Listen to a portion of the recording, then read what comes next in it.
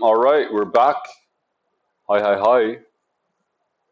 Today's video is having to finish things for a task that needs concentration and the difference between focus and concentration.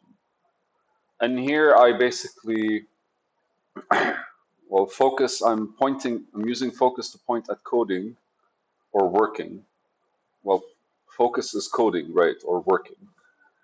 And concentration is writing. I'm trying to understand where I got this comparison from. See here. Having to finish things for a task that needs concentration, the difference between focus and concentrating. So maybe I want to dissect focus and concentration, kind of like split them apart. Uh, Focus is a flow and is analytical, is the process of analytically experimenting with what you're doing. Analytically experimenting, analytically exploring what you're doing. Yes. The beauty of focus is I want to say immersion, right? And I once kind of like many times explained how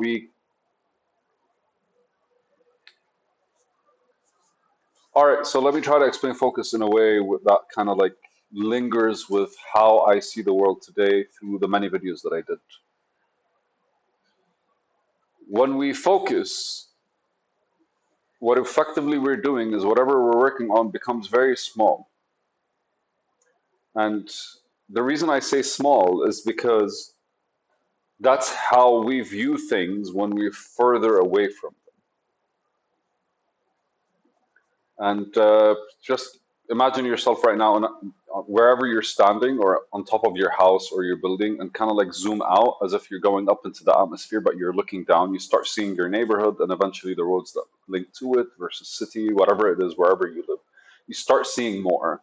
So whatever it is you're focusing on, which is like the center of where you started, the house, becomes small because of the distance.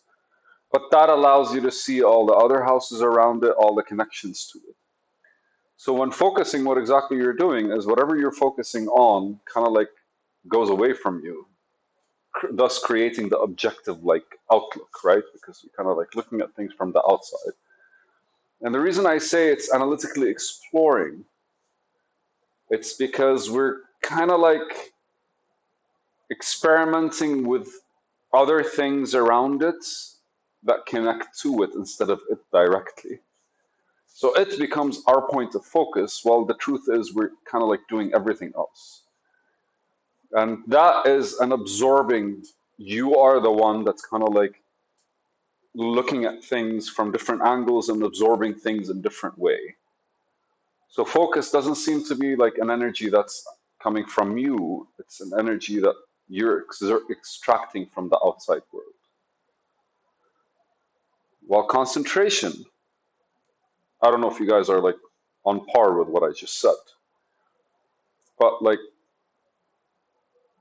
you you don't focus unless the environment around you is kind of like designed towards a way where, sorry, my internet just came back. Okay, so the idea behind it is that you are actually like everything around you contributes to the focus flow. Whether and regardless, like it could be like you're in a place where your mom's around you and she's kind of like just doing stuff, and that's the white noise that you want in your background that you're comfortable with, or you're in a dark space, or you're outside in the woods, or like right, like how could I don't know. Like what I'm comparing with right now is like if you want to pitch a tent, you kind of like need the environment for it to be pitched, and you don't really like pitch a tent half-assedly, do you? What you do is you basically start with the tent, and that's it. You have to finish it. And the process from A to Z is from point A where the tent is not pitched yet, but the land is there to when it's fixed. That's kind of like you in that flow state of like building the tent. It's the same with people that are like creating pottery, art, painting, writing code, lecturing. It really depends on what are the things that you have that you want to actually do. And once the environment is there, it's kind of like takes you in. That's also like when we say we're not focused. So if you look at the environment, your environment is not the whole environment is not extracting you, is not pulling you towards one point. It's pulling you to different points. That's when you're not focused. But when the whole environment around you is pulling you to one point, then you're focused. And that I want to say is one side where you kind of like don't put efforts into the actual thing that you're doing because everything is kind of like you put the efforts to create that setup. I think that's where focus comes. On the other side, concentration here, I say writing. And why do I say writing? Is because like that's when you're actually outputting from yourself. You are actually putting in the effort to output to yourself. And it kind of takes concentration in order to create the environment that brings focus. So on one side of the spectrum, the environment is actually like done, or it's just like naturally the way it is, and it pulls you into something. And then you dive into it. Naturally, like there are like a lot of environments that do that, but not environments that you want to actually like. That it's not an environment that allows you to feel like you produced something out of it. Again, like I would point at camping. Like camping is an actual like environment that allows you to focus if you're doing camping stuff.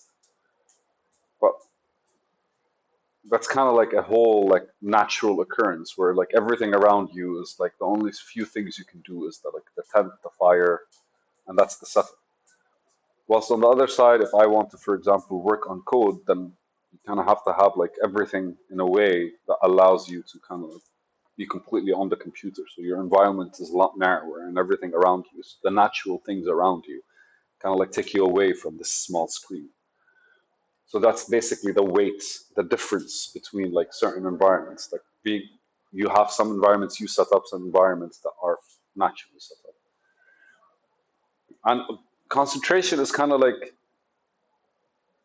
you don't really concentrate when the environment naturally drives you. You concentrate to create an environment that naturally drives you. And that's where you kind of, and the reason I said writing is because writing is thinking. Is that you're out loud basically concentrating on what you're actually trying to engage with. And within yourself, that leads you to the end product or the vision or the value that you're going to be creating, the expression you're going to be producing into this world. And so the concentration part is like concentrate on getting out of you what needs to be out there in order for you to test it with the environment. And that's the writing process of thought. Like, what do I want to do? I want to do this. Like in a previous video, I explained a database and the idea behind how basically you design it. Because like uh, entering a house is basically multiple steps, and everything you do within the house is basically multiple things. Like for example, taking out the trash. That's information, and all of them are under basically the house information. Like what happens in the house is like there are couches in the house, there are people in the house, and each one of them is different information. So the connection is basically like the connection is what creates the end results, the connections between things. And the same within your thoughts, right? Because ultimately you want the end result of a pitched tent or the end result of a designed building from for an architect, right? Because they draw the building, or the result of a painting. Once you realize what you want to do, then it becomes easier to understand what are the things you need to concentrate in order for your focus to kind of like pull you into the actual work. And I would like to say everything starts with concentration and ends with focus, simply because like almost with everything, you can actually experience the flow. Like if I'm setting up the environment, that's a flow on itself, other than the work I'm going to do in the environment. And to set up the environment, there are many elements of the environment that kind of also like when you're concentrating on figuring them out or figuring out how to do them, eventually that breeds a certain focus because you zone out and it starts pulling you in. Then the concentration part is practically zoning out and kind of like extracting yourself from that thing. And the best way to do this is to notice the details that are away from it, that don't really support, that will actually like influence its existence. And so it's almost always because like once if you know something, then the one thing you know is no longer valid simply because once you consciously realize what you know, then effectively you created the space around it to discover more stuff. And that's if you choose to do that or not. And I think that's where the concentration part kicks in because you kind of have to concentrate in order to notice these things. But once you do, as the effort proceeds, then each one of these things creates its own flow within you and allows you to kind of engage with it and then combine flows in order to kind of like create the ultimate thing.